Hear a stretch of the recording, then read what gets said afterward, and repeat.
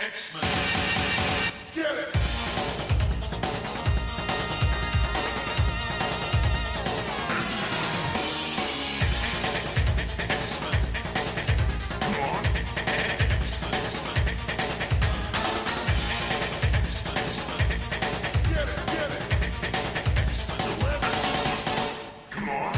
Hey everyone, and welcome to another exciting episode of Battle of the Atom. This is your weekly X-Men podcast where we rank every story from A to Z.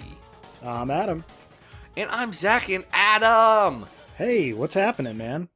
I mean, nothing much. Talking about Madeline Pryor. Have you met her? She's wild! You mean the Aussie X-Men's lady in a chair? Yeah, I'm talking about the Goblin Queen herself. Oh, yeah, there's some different versions of Maddie out there. I think we're going to cover a few this episode. Well, we are, because we've got someone here who likes Madeline Pryor a lot. She is future podcast host of the X-Men anime podcast that, with three of you guys jump on over to patreon.com and sub at the $5 level, we're just going to start doing. It's Luz Bianca. Luz, great to have you here. Great to be here, Zach. It is great. I'm excited. Now, let's, for people who don't know, what's your deal? Well, I guess the main reason I pressured you into getting me here is because I really love Maddie. I wouldn't call myself like a Maddie expert, more like a Maddie aficionado, a member of the Maddie cult, let's say. Well, she has on several Earths actually started a cult, so that tracks. Yeah. But beyond my huge, ginormous love for one Madeline Edith Pryor, I am a writer, a tweeter, a student. I'm actually in a dorm room right now, so if you start hearing people yelling, it's college students. Yeah, we're going to edit all that out as much as we can. Also, is Madeline Pryor's middle name actually Edith? I don't remember that, but I could be wrong. According to Google, it is. I trust the Google machine.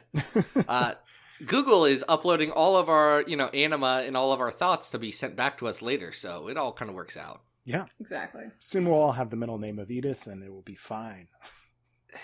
Anyway, Zachary Xavier Files Edith Jenkins. Nope, it'd be Zachary Xavier Edith Files Jenkins, I think? Yeah. That tracks. Anyway, something like that. I want to talk about Uncanny X-Men 174 to 175. This is collected in the From Ashes trade, and I think this is the most From Ashes story there is. Oh, I love this. I'm holding my first printing of From the Ashes. I love this book. Yeah, this is the story about Cyclops' first wedding that ends poorly, but is good. His wedding to Madeline Pryor. It's written by Chris Claremont with art by Paul Smith. Now, what happens in this story, Luz? A lot. Yes. Because, for those of you who don't know, Jean dies in Dark Phoenix Saga, then Scott flies to Alaska for a reason, I forget which one, probably just to be sad. He does that more than once. And he sees this woman who looks exactly like Jean, only she has, slightly different hair.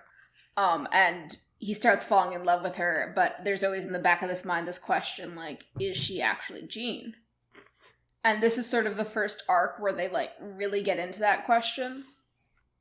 So, it starts with him proposing to her, which, nice. On a spaceship, on his dad's spaceship, where his dad that was so sweet. I actually, kind of love the fact that we don't actually explicitly see him getting down on one knee. It's very heavily implied that something like that happens, but it sort of gets to be a private moment for them, which I feel like they have so little of. Well, yeah, because 5 seconds beforehand, his dad and his skunk swinger girlfriend pop in and say, "Hey, you crazy kids, how you doing?" Yeah. Oh, man. We've not talked about Corsair a lot on this podcast, and that's our fault. It really is. Because he's delightful. He is, and Hepzibah is great here. She just has a few frames, but she really has a lot of personality here. Yeah, she asks Scott if he'd die for Maddie and vice versa, and that is just such a messed up way to frame love, but also such an X-Men way to frame love. Oh, it's a very X-Men way to frame anything. I love it so much. Like, this is peak melodrama X-Men. Because you go through this issue, everyone's horny for somebody. Well, it's great. Yeah, the issue is called Romances, and we're getting this storyline with Scott and Maddie. We're getting Kitty tricking Piotr into getting a smooch up in Storm's attic. Okay, but then he smooches her very, very consensually. I'd add. Oh yeah. Yeah. Yes. This is the kind of tricking you're allowed to do in a relationship where you have set boundaries with your partner and you know what everyone's okay with. More or less, yeah. Regardless of the weird age differential that may or may not be in your relationship, that's a different can of worms that we're going to get into some other time, not now. Yeah. It's too bad that Mastermind has to mess all of this up and lead to the classic 175, like, double-sized issue. Yeah, Dark Phoenix comes back, only it's Mastermind who is tricking everyone to think that Dark Phoenix has come back. And all the X-Men get into a fight, and then Scott stops them. Yeah, because he's smart and he figures things out occasionally. And then they get married, and it's so sweet. Okay. Yeah. Now, hear me out on this. Yeah. I love Madeline Pryor. She's great. Okay. Love Maddie.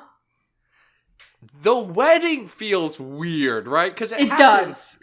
Oh, no, it totally does. It's so quick. Maddie has a terrible wedding dress, which I am so angry about because Jean has a great one.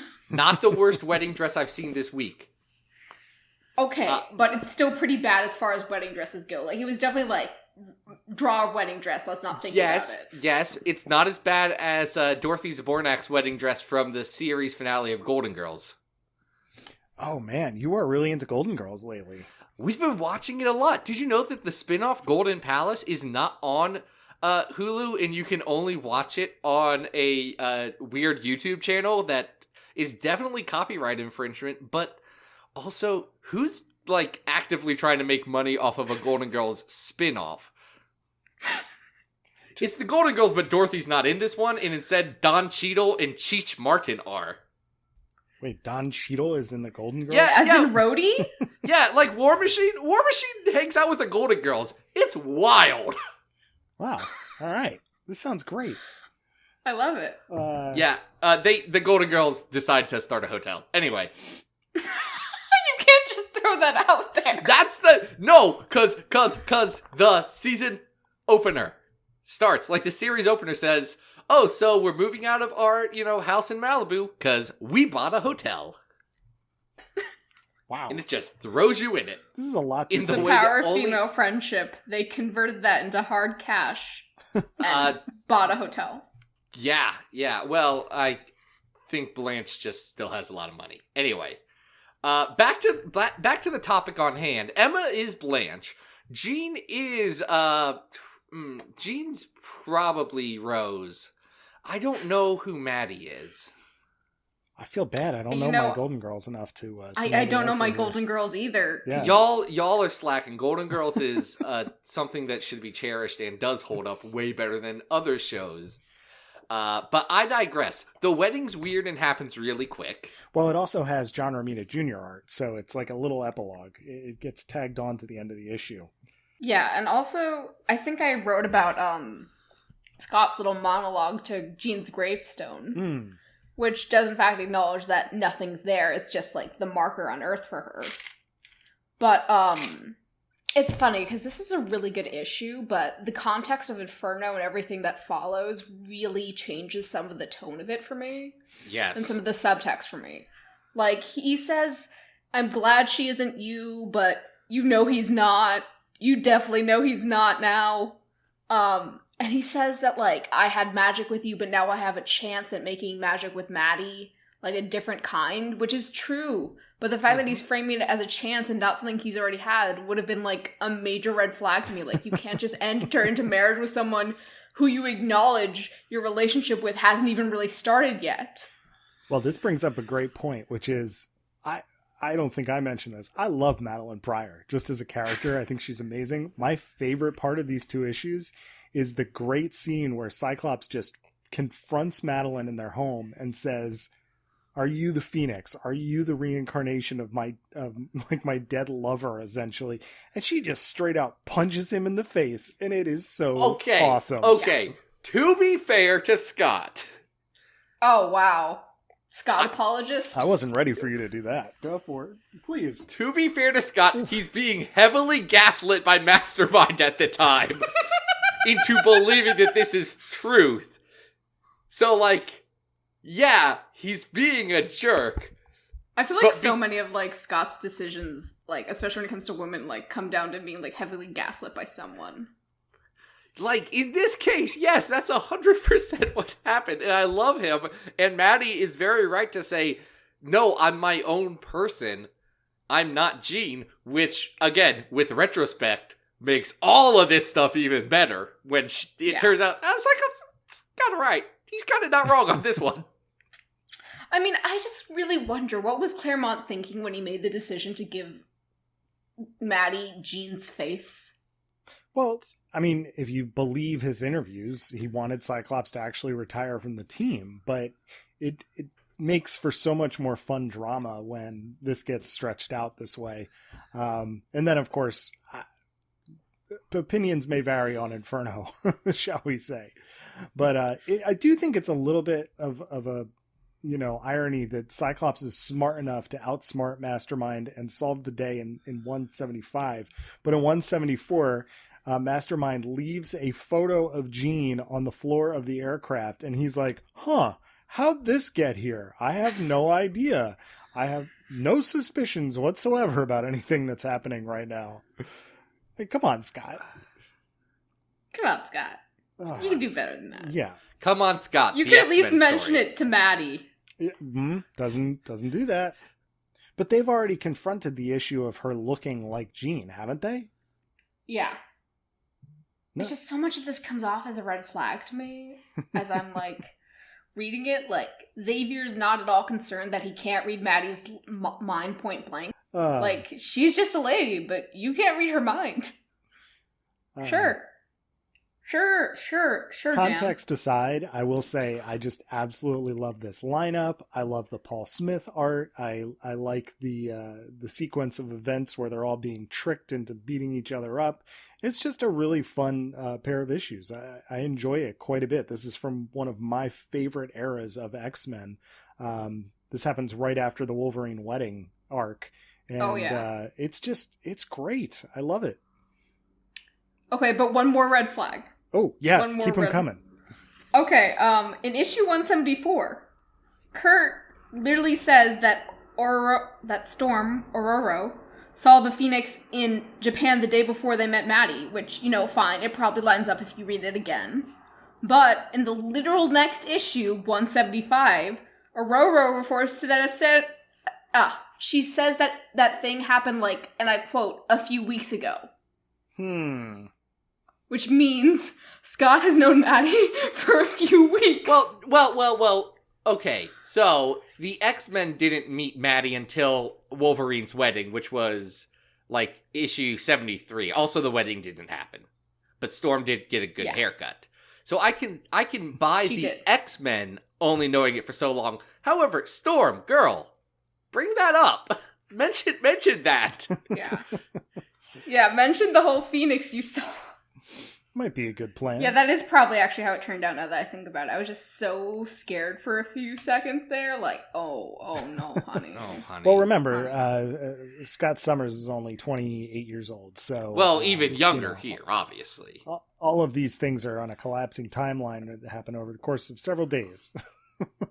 Just don't look at the timeline. But speaking of lines of stories and things, we have a very long line of stories ranked in terms of how good and or bad they are.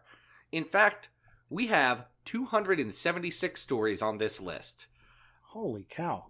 Ranging from number 1, The Dark Phoenix Saga, number 50, X-Men Season 1, number 100, Uncanny X-Men Fall of the Mutants, number 150, Exiles 1 and 2, number 200, X-Men and Uncanny X-Men Children of the Atom.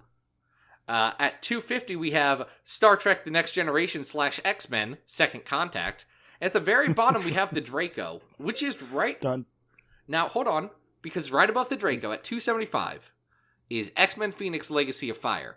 Luz, is this better or worse than X-Men Phoenix Legacy of Fire? How dare you even ask me that? How dare you? I'm gonna get up and leave this room right now. Please don't. We have two more stories to talk about. No, it's obvious. The question is borderline harassment, Zach. I know. I only do it because I care. Yes, it's better than that. I would go as far as to say it's better than X-Men Season 1 at number 50. This is good X-Men. I was going to say, this has got to be a top 50 story. So now I'm climbing up the list and I'm trying to find out where I would put this. Well, right. Here's what I'll say. At number 23 right now, we have Uncanny X-Men 162 to 167, the Brood Saga. Mm-hmm. Oh, yeah. Which is, it's the exact same era. Paul Smith, Chris Claremont, a little bit of Dave Cockrum action in that one. Adam, how do you feel about this compared to the Brood Saga? Brood Saga is better. Yeah. It's far more epic. Paul Smith is hitting, I think, a few more highs in terms of what his art is doing in those issues. But I really am not going too much farther lower than that. I mean, I am tempted to put this at like 27, like maybe below Life Death. Ooh, I was thinking right above Life Death. Luz, okay. How do you feel about it compared to Life Death? Let me just click on Life Death so I remember which one that is. It's the one where Storm hangs out in Forge's apartment. Barry Windsor Smith. I'd say this is better than Life Death. All right. That makes this our new number 26. Excellent. Uncanny X-Men 174 and 175. All right. What are we talking about next? Because Madeline Pryor just kind of like never appears again, right? After Inferno? Oh, if only. Like, she actually got a beautiful send-off in Inferno. But... Yeah, she turned all of New York into a demonic hellscape and then died.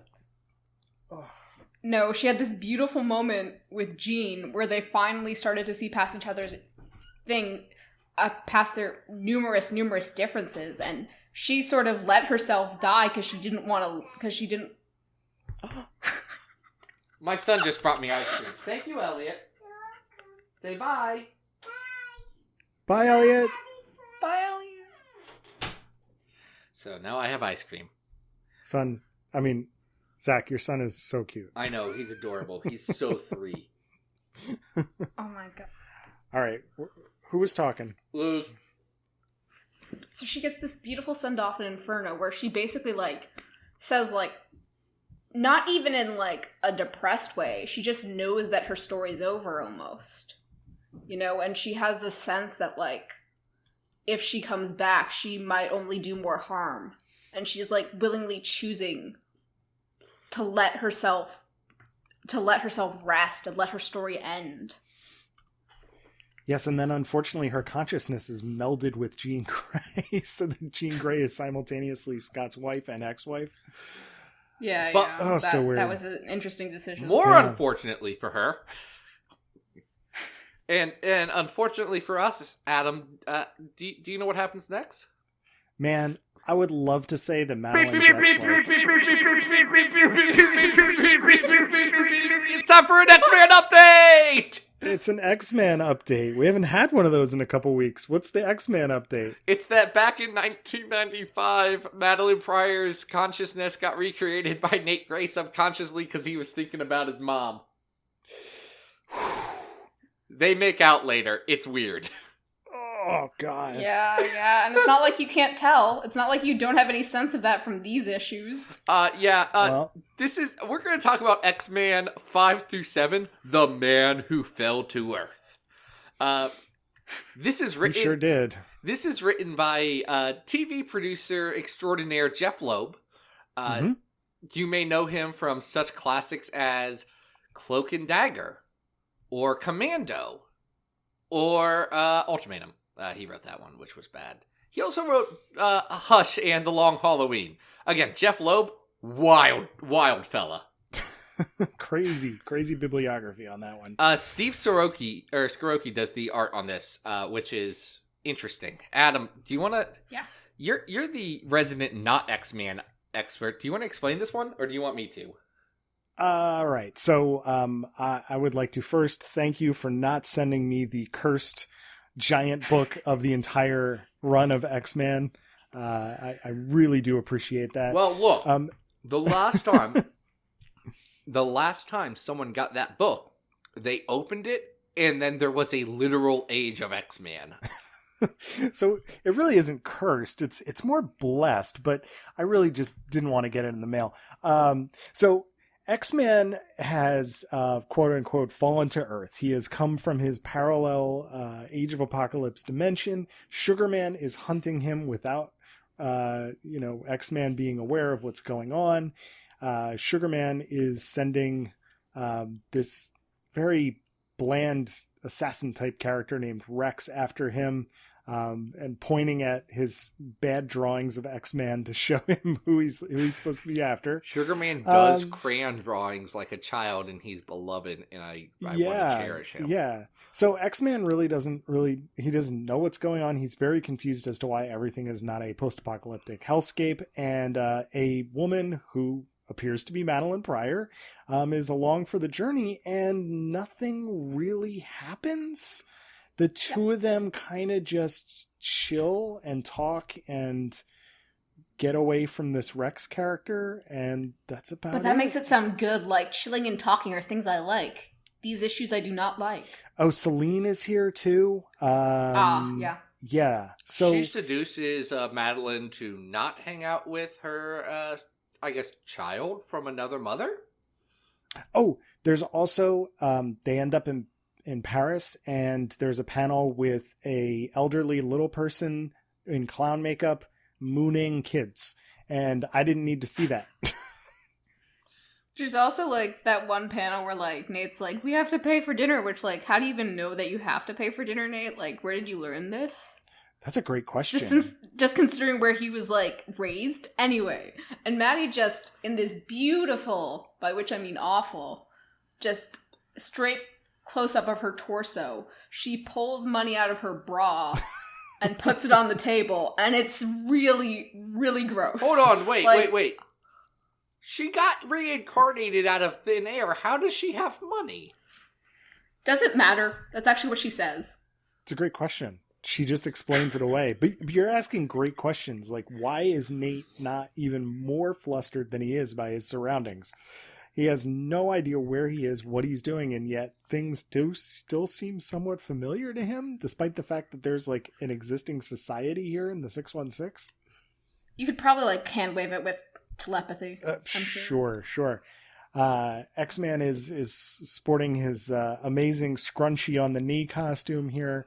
I still never understand that design element, nor why it's there or how it's the 90s. Shut up and enjoy it. There's also the fact that he like takes off his shirt off panel when he first meets Maddie. Like he has his shirt on one panel, then a few hours later he doesn't have it on. I'm going to be very honest. Nate, no. I'm going to be very honest.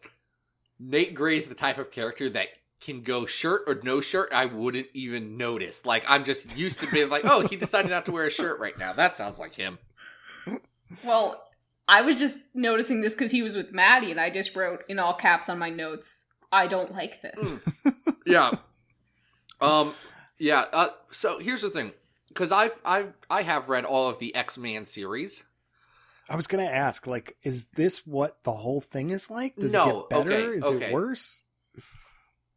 There's several parts. Part one of your question. No, it does not get better. Okay. It pretty much stays at this level. For like the next 15 to 20 issues, there's a wild amount of 90s X-Men nonsense getting thrown out, which is enjoyable for some value of enjoyable. It's enjoyable if you're me and you like absolute nonsense continuity that will never be followed up and doesn't really make sense to begin with. I'm okay with that. Like if when the Sugar Man showed up, you said, "Oh yeah, give this to me. I want to know more about the Sugar Man." Then you're gonna be interested. Ooh, now I'm rethinking whether I want the Grand Tome. Look, man, I'm going to tell you, it's still not very good. No, I know it's not. At the end, there's some interesting Warren Ellis stuff that's, again, more interesting than good. He does cross over with the Authority. Right, yeah.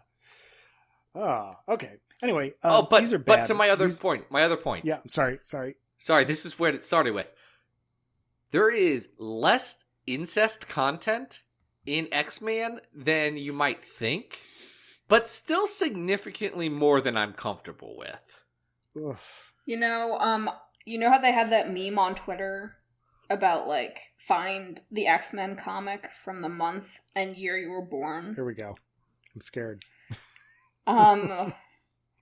So I was born in May 1998, Taurus, Year of the Tiger, and I found a ton of X-Men manga, and also the issue where Maddie gives this big speech about how Nate called to her and she came. Boy. That issue that's a crossover with Cable. That one's bad. That one's real bad.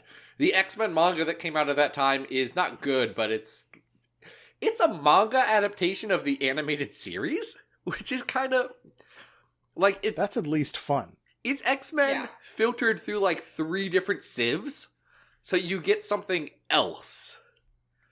It's at least it's interesting. This story is not. It's bad, and it kind of tapers off at the end and does nothing. And that could describe all 75 issues of X-Man. Yeah. Yeah, and I just wrote, okay, what was the point of that near the end of my notes? That's a great question. Nothing really happens in these 3 issues. We have villains. Like, I feel like they could have been trying with something to, like, have Nate, like, have this sort of, let's say, supportive figure in his life, and then have that ripped away for no good reason. Mm-hmm. But I doubt they actually follow up in that in any meaningful way. I mean, kinda. Maddie comes back later. She kills Nate's girlfriend / baby mama. Right.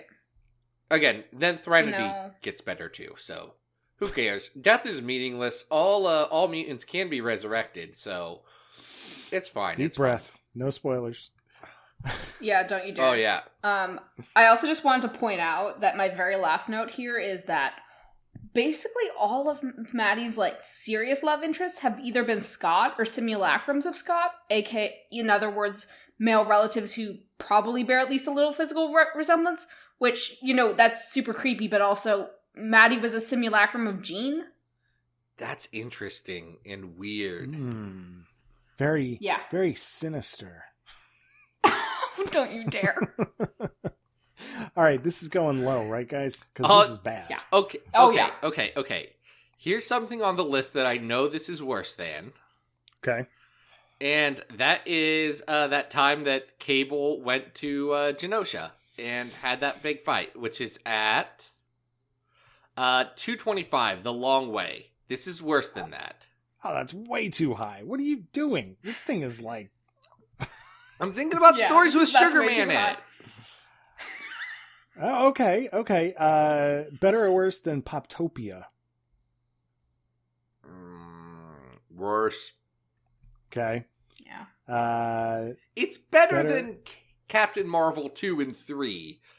Because that story was also nonsense. You're okay, but by saying that, you're saying that this is better than The Survival Guide to the Mansion and Morlocks Take Manhattan.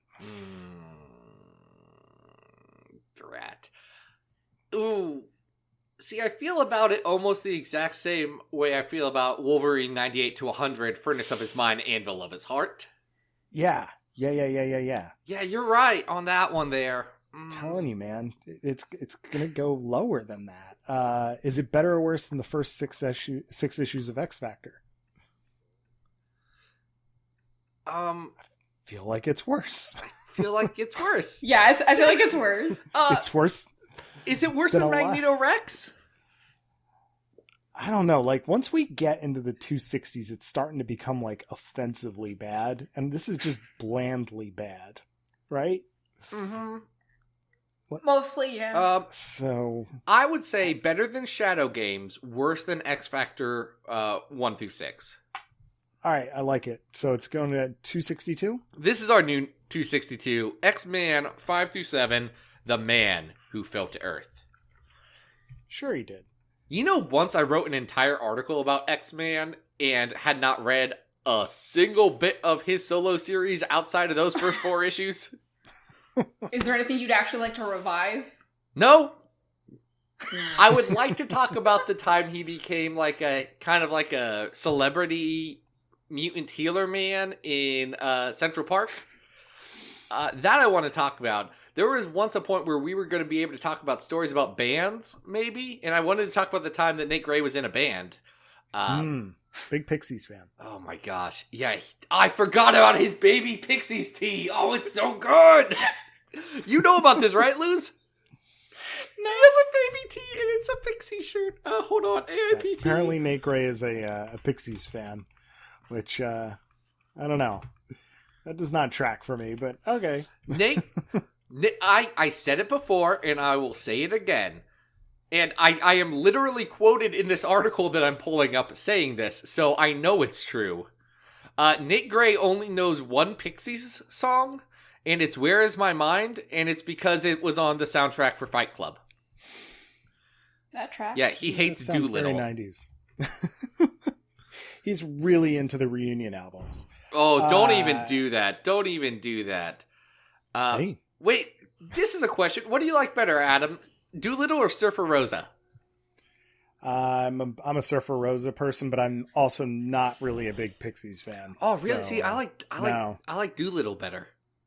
If I'm gonna go with a cast member from the Pixies, I will take the Breeders, and if I'm gonna go with the Breeders sound, I'd much rather go with Veruca Salt. So I'm done. And don't give me any of these new Pixies albums; they're terrible.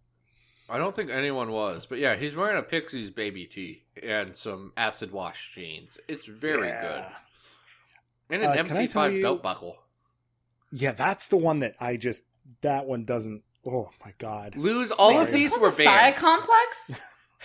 Oh yes, the store's also called Messiah Complex. It's a different one. Wow. It's so many layers here. So many layers. Yeah. I will say the one thing that might be as offensive as the picture we're looking at of Nate Gray wearing his Pixie baby tee, his MC5 belt buckle, and the story being titled Messiah Complex, which we are not rating right now, might be all of the smiling that we are about to encounter in our final story of the day. Ah, yes. We're going to talk about Uncanny X-Men 508 to 511, Sisterhood. This is written by Action Matt Fraction, with art by Greg Land. I gotta tell you guys something. Yeah. What is it, Zach? Uncanny X-Men 509 came out while I was working at the Quiznos subs in the mall. Tasty. Huh. And I did go to Free Comic Book Day at the comic shop that was in the mall, and that I, went to until very recently, and picked up 509 off of the shelf and just had it for a while. It was the only part of this I had any context for, and I still feel, I think 509 has the best moments in this arc. This is a bad arc where Madeline Pryor goes and tries to resurrect her old body, but she doesn't know how to do that. So instead, she resurrects Psylocke into Psylocke's body, or Quantum into Psylocke's body, because Psylocke was lost in space-time for a hot second. And then they fight, and it's bad. And there's a lot of smiles and some very weird horny content. Oh, yeah. I mean, weird horny content isn't exactly off-brand for Madeline, but she actually doesn't do nearly as much of it as I thought she would. No. Madeline, for this Sisterhood that she's made, which this Sisterhood's weird, because it's Madeline, Crimea, that's Chimera. Chimera, excuse me. Crimea is an annexed section of the Ukraine. Yeah. My bad. Let's not talk about that. Yeah, that's geopolitics. That's a different podcast. And then it is Spiral Spiral, my love. And Lady Deathstrike, who is described as Spiral's slave, which is like 8 different ways of not right. Yep.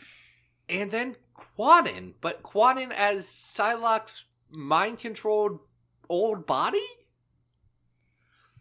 Are you forgetting the 2 Mastermind sisters? Oh yeah, Right. both Mastermind sisters are in this one. That part's kind of funny that they absolutely hate each other. I do like some of the Pixie stuff that's in this, and I like the way that the X-Men are introduced as living and being, like, integrated into the city of San Francisco. Sure. But the rest of this comics, it's got some flaws. Well, I feel like we've been visiting this Greg Land era a little more often lately on the show. Yes, And it's I'm come just- up a couple of times. I am reaching, like, I think if we go back to past episodes, I've been pretty gracious with my Greg Land criticism, but this one is really tough. It is pushing my buttons in ways that I am not, like, everyone is smiling. Everyone is making a facial expression in ways that don't line up with the scenes that they are in. Like, just the basic acting of the characters does not make sense. And I don't know. And that's not to let Fraction off the hook either. I don't like this characterization of Madeline Pryor. I hate it. I don't like the way that this sisterhood of these villains is designed. I don't like their arc, what they're supposed to be after, what they're doing. It's all just a mess. I don't know why they're a team. Like, No, I don't either. why I why mean- are they, that group, why are they together? Because they're all women. That's it. But, like, okay, if you're going to do a team of female X-Men villains, Mm-hmm. you could, like, the X-Men have a deep bench. You could get a good number of them together and, like, give them a purpose.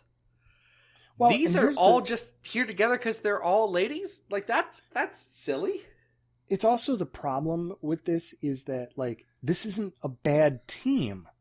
It's not even necessarily a bad, like, pitch for an arc necessarily, but it's just not executed well. Like, you're bringing up an excellent point, which is we have no idea why this team is a team, what their motivations are at all. Like, it's just, okay, we're going to help Madeline Pryor. Why? Is she mind controlling them? Doesn't seem like it. Well, I think the implication is that she's offered everybody to bring somebody back to life. That they love, right? Like somebody they love. Yes. But And I know who Spiral loves. I know who the Mastermind sisters who does love. Spiral love? Who does Spiral love that's dead? Oh, you don't want to get into this. You don't want to get I into kind this. of do, because This is deep headcanon territory, and if Charlie were here, they'd back me up. let's dive. I want to go off of that, 12-foot high dive right into this headcanon. Okay. So, if you remember the Shatterstar saga, when Shatterstar loses his body because he's dead. Yes. Yes?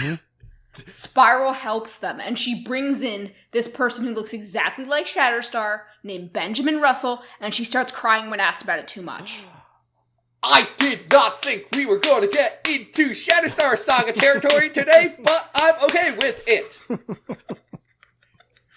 Like, come on, it's not that hard. Oh man. Wait, okay. hold on. No, because what you're positing here, saying that it's Yes. not that hard, implies that someone read and understood the Shatterstar Saga. And let me tell you from Okay. experience, not easy.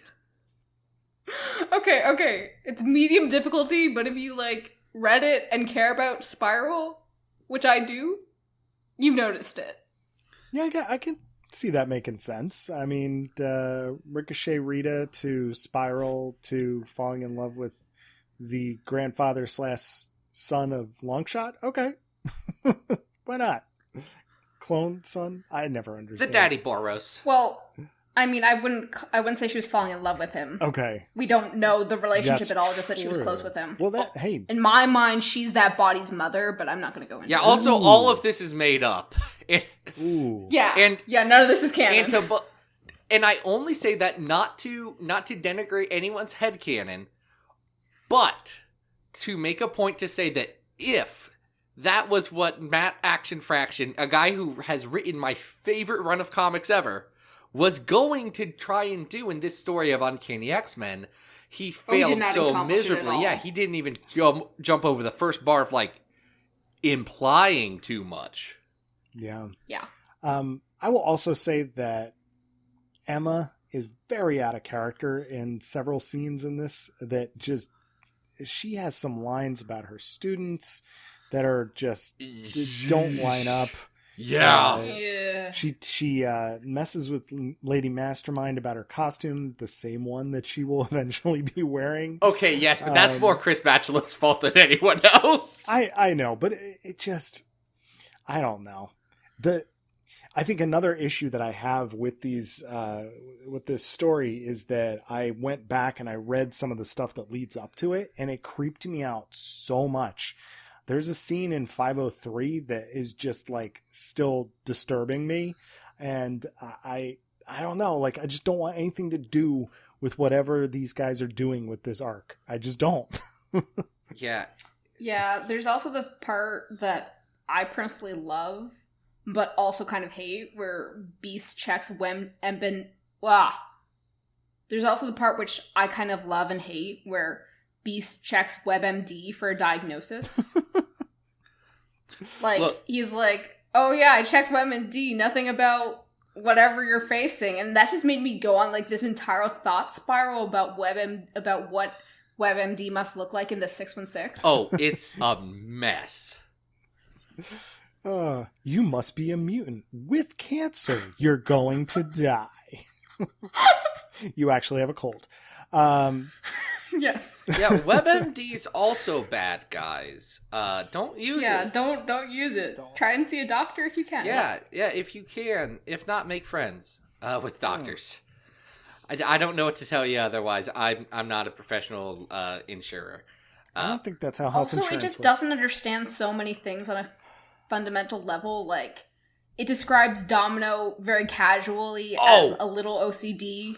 Yeah, hated all of that. Domino's in this, but she's pretty far out of character, and I don't like it.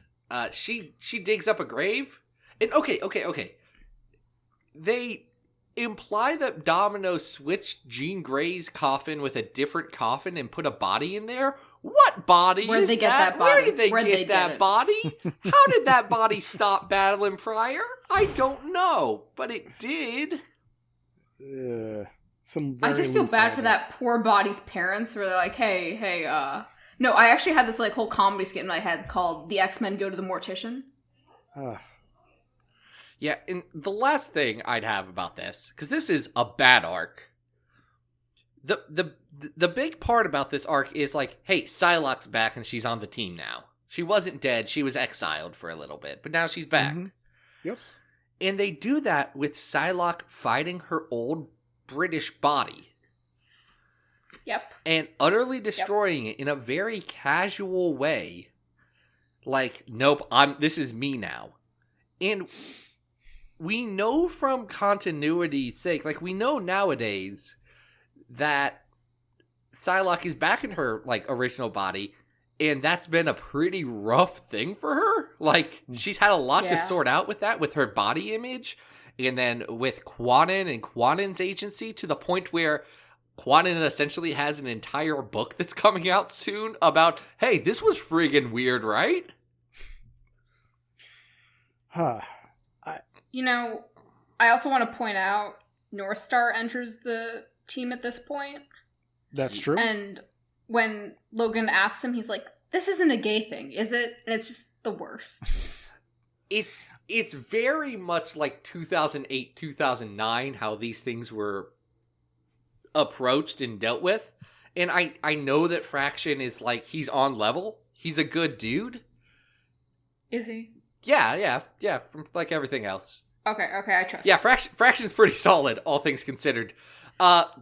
This was not handled well. I think it was well-meaning, but, like, poorly executed as we have moved on in our lives. And, like, the way culture approaches things. Also, I just love how little we're talking about Maddie proper, because she's just such of a non-personality in this. Yeah, man, like, I had a moment, and I DM'd you, and I said, hey, do we want to talk about all these stories, or do we want to swap one out? And I was really hoping that we would have swapped one out and then talked about, like, Secret Wars Inferno baddie? Who's better? Yeah. We'll get to that one day. That's one of my favorites. But that is not this, and I agree. Like, the actual characterization of Madeline Pryor seems wildly weird. It does not seem to make much sense or line up with any form of the character that we've seen before. I just don't like it. So where's this going on the list? I don't think we enjoyed this one very much, huh? I think this is bad. Yeah. I think this has some legitimately offensive content in it. Yep. It's like, this is upsetting to me. I wrote the least amount of notes, and the very last one was, wait, why does Maddie need/want a body if she can do everything while incorporeal? Yeah. That is an excellent point. Why would you not want to be a ghost? I mean, I want to be a ghost right now. What the hell? If you can do all of the human things, but also walk through walls and, like, not have to eat, guys, do you know how many times I eat because physically my body won't function if I don't do it? I'm gonna assume many. Yeah, many. I like eating in general, but there's times when I'm just like, this is sustenance and that's all it is. And sleeping? Can you imagine not having to sleep? Yeah, you could work on your demon skills or whatever. This could be so good for you, Maddie, and you're throwing this away for a bad plot. Anyway. Oh, also. Oh, yes? Speaking of things getting worse with context, like future context. Dazzler tells Scott, if the two of you, meaning him and Emma, can't make it work, then there's no hope for any of us. And just, hoo boy. Hoo boy. Dazzler not always known for the best takes. And not known for her best, anything. I love Dazzler, but this one's... Dazzler gets a teen drunk, which is kind of like... Makes for a good scene. Scott on the couch. It does make for a good scene, but I do like Scott being the dad and being like, she's not 21. And they're like, she's legal where we're from and where she's from. Right. Don't worry about it, Scott, you prude. All right, so despite the highlights, how low are we going here? Because I am not getting a lot here. I'm going to Well, how low can we go? Oh, no, this doesn't go that low, but it does go low. Okay. Okay. Here's what I'm going to throw out to you, Adam. Go for it. Is it better than worse than what if Wolverine was Lord of the Vampires during Inferno? I don't think. All right. Let me say this, because I was ragging on Greg Land before, and I am actively like just bothered by this art in this artwork in this arc, which I don't feel like Greg Land has really like hit that button until right now, where I'm just like like it's just driving me nuts. However, that particular issue of What If looks so bad, like it is really, really rough. Like, it is the ultimate expression of rushed copycat image art, and it's bad. So I don't think it's quite that bad. I don't think it's quite as bad as X-Men 100th Anniversary Special, which is below it. But we're in the right territory. I feel like we are in X Factor Prisoner of Love territory. I think Eve of Destruction's better than this at 269.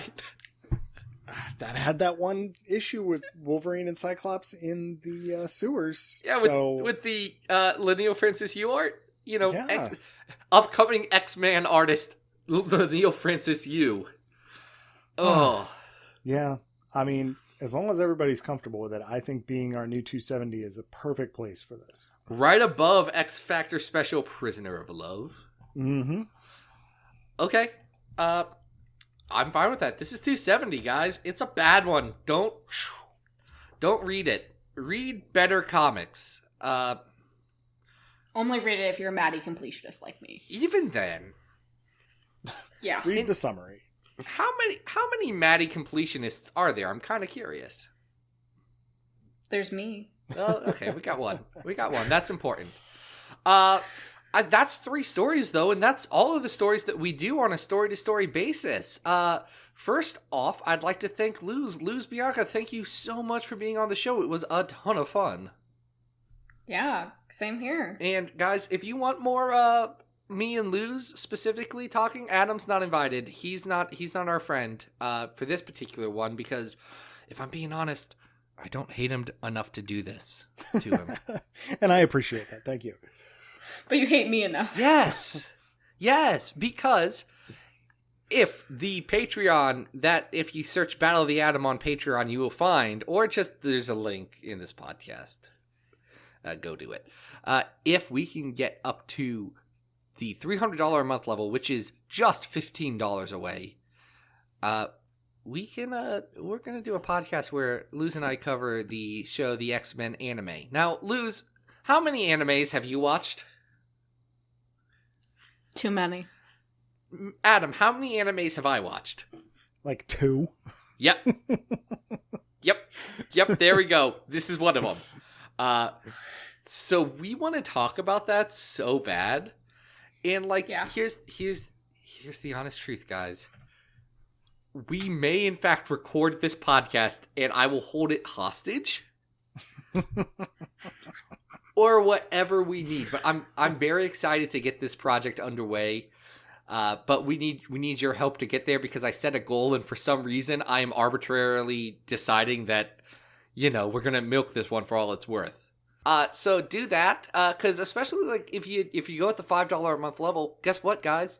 You'll get an entire episode crafted around your suggestion once a year. You'll get early access to what we're reading every week, so you can read along and suffer with us.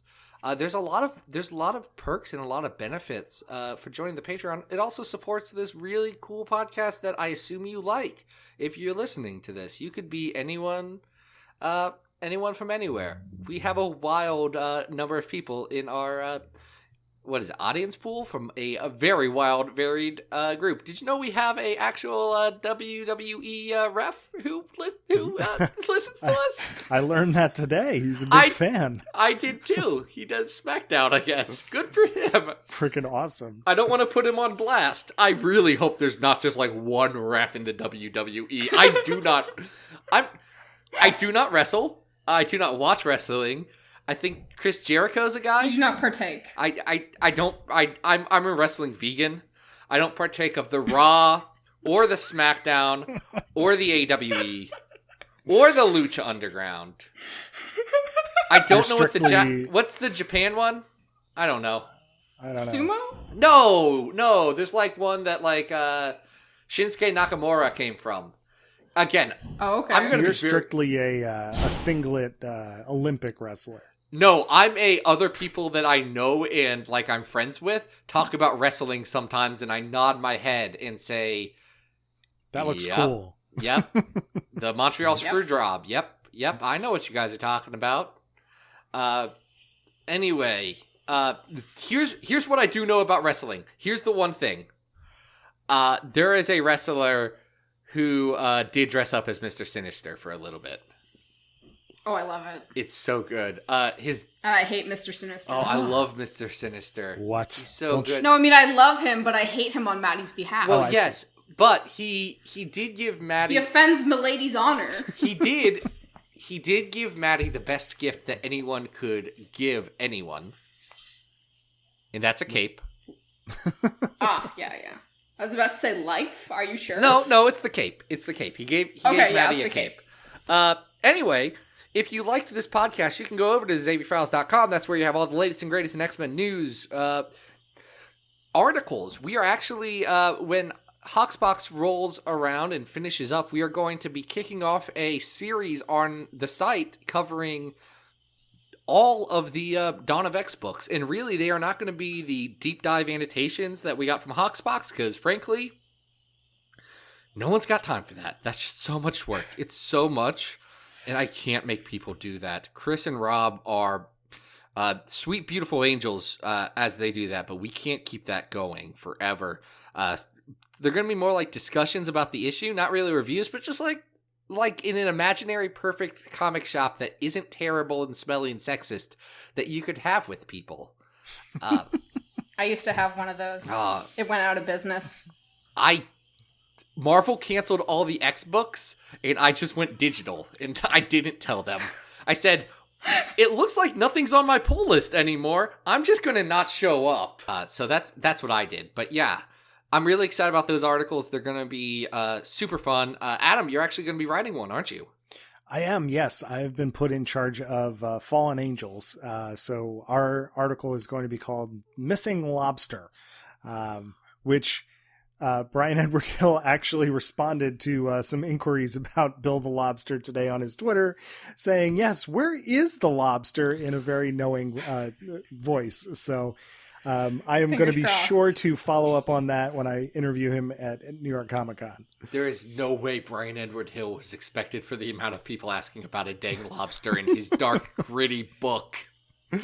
I don't know. Anyway, no, he said specifically, yeah, I hadn't read the original Fallen Angels when they offered me the gig. I liked the title. It sounded neat, and they wanted to use it. Well, we'll get into that. Oh, we will eventually. Yeah. And then also twitter.com. I'm at Xavier Files. Adam, where can people find you? Guys, you can always follow me on Twitter at Arthur Stacy. We are coming down the home stretch of Bish and Jubes, the Cross-Time Conundrum, over at adamrec.tumblr.com. And if you'd like art in your inbox, go over to patreon.com/adamrec. Luz, where can people find you? Twitter, mostly at LuzBianca417. I'm also on Patreon at LuzBianca if you really feel like throwing money my way, because I'm not putting much on there. But yeah, mostly Twitter. All right. Next week, we are going to be talking about an interesting topic, and that is writers coming back home to something that they did a while ago. Oh no. No, it's going to be fun. It's going to be... It's a little oh yes, it's a little oh no. It's going to be fun. There's a little bit of good, a little bit of bad, a little bit of weird. But until then, this has been Battle of the Atom. We hoped you survived the experience. Get it!